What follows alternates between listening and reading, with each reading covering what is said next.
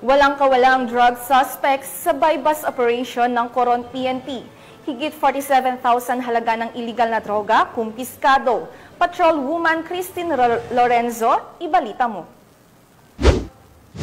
Arestado ang dalawang individual sa ikinasang drug bypass operation ng mga operatiba ng Coron Municipal Police Station sa pangunguna ni Police Major Ervin Plando pasado alas 6 ng umaga nito lamang Oktubre taong kasalukuyan sa Barangay Guadalupe, Coron. Kinilala ang mga naarestong suspect sa alias na Ben, 52 anyos, Tubong Occidental, Mindoro at pansamantalang naninirahan sa nasabing lugar at isang alias Mitch, 25 anyos at residente ng nasabing barangay. Nabilhan ang mga suspect ng 2 pakete ng pinaghinalang shabu na nagkakahalaga ng 1,000 piso. Karagdagang na-recover sa pangangalaga ng mga suspect ang 3 paketeng pinaghinalang shabu, glass pipe at 1,000 piso na ginamit bilang bypass money. Tinatayang tumitimbang ng 11.9 grams ang na-recover sa mga suspect na nagkakahalaga ng 47,600 pesos. Sa kasalukuyan, ang mga narestong suspect ay nasa kustudiya ng Coron Municipal Police Station habang inihahanda ang mga kasong paglabag sa Section 5, 11 at 12 ng RA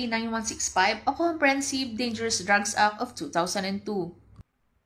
Mula dito sa Home of the Police, Eco Warriors, Calapan City, Oriental, Mindoro, ako ang inyong PNN Correspondent, Patrol Woman Christine Lorenzo, alagad ng batas, tagataguyod ng balitang pulis.